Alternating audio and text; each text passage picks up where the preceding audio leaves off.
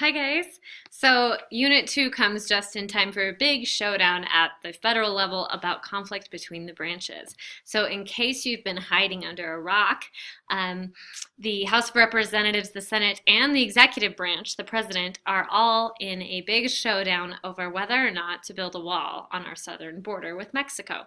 And whatever you may think about that personally, what our class deals with is what are the powers of the executive branches and the legislative branches. Right now, because of the government shutdown, the idea of the wall is on everybody's minds, and many federal workers were furloughed. They were off of work, or they were working without pay because Congress could not pass a funding bill because the Republicans and the president really wanted to get a funding for a wall in there, and the Democrats were dead set against that, and so they weren't working together to pass the budget. Eventually, they did figure something out, and on February 15th, they got sort of a final deal worked out, but it did not include the wall that the president really wanted. So what can a president do? Because as you have hopefully seen from the tutorials in Unit 2, a president can't make laws. Really, I'm going to repeat that. A president can't make laws. The executive branch has a lot of power.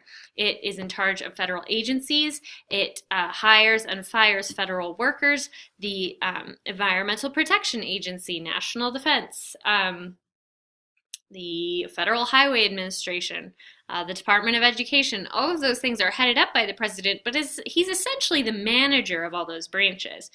And Congress makes the laws. That's the House and the Senate.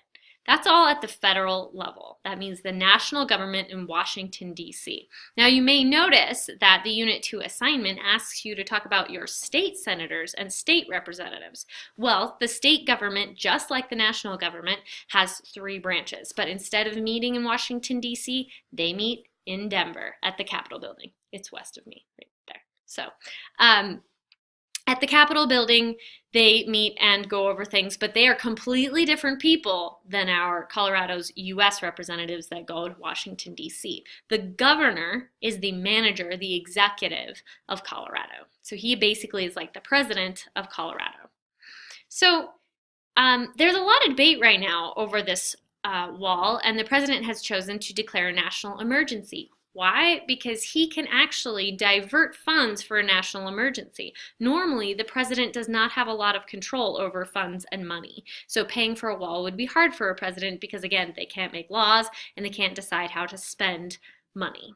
So the president's war powers and emergency powers allow him to do that. Now, Congress and many of the Democrats are not Congress, but many of the Democrats are accusing him of abuse of power because they are saying that this is not a national emergency, and so it means that he's overstepping the powers of the executive branch. Whether or not that's true is up for debate. There is always negotiation with every president that has ever existed. There is some back and forth between Congress and the president over how much power the president has, but without question, the Founding Fathers designed Congress to be the branch that is in charge of making laws for the United States of America. So eventually, no matter what happens, there will have to be laws passed on immigration. Whether those laws favor Democratic policies or Republican policies depends on voters and depends on how things shake out. So let me look with you over our assignment for this coming Sunday. It's really important that you take your time on these, guys. I will return them to you if they are not done, and you should really start now if you have not, because it's important. So first, you're going to identify our U.S. senator. That's the Colorado senators that go to Washington, D.C., the U.S. representative that goes to Washington, D.C., to the House of Representatives for your district, and then your state senator that goes to Denver, and your state representative that goes to Denver. Now, you can't just Google these for Colorado because they depend on the county that you live in, so be careful about that. You're also going to look over their backgrounds. I want about a paragraph or more for this. I want you to really evaluate these people and see, do they really represent you in your district? And then you're going to talk about the War Powers Act. So you could really think of this as being very similar to this whole wall issue.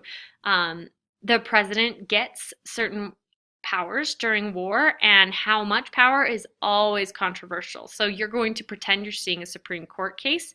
I want nice, well fleshed out arguments here. You should show me through these assignments that you have interacted with the tutorials, that you've really taken in this information and understand that there's tug of war between one branch and another, and that there's a separation between local, county and city, state, and then federal government. I should be able to tell that you understand the difference. And then also, I should be able to see that you understand the difference between the executive branch, the legislative branch, and the judicial branch, and what kind of conflicts there are between those branches.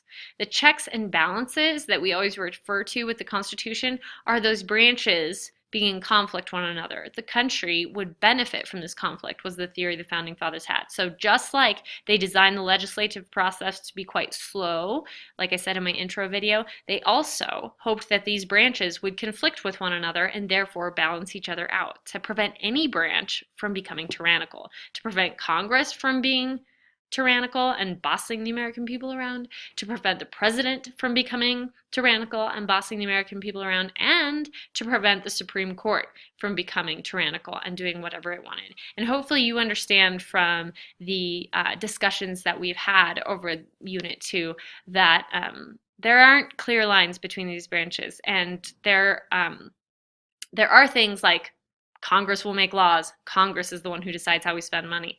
But then there are emergency situations. So really look at this, because you'll be hearing about this kind of conflicts your whole life. That's why U.S. government is so useful and important. Take care, guys. Let me know if you have any questions.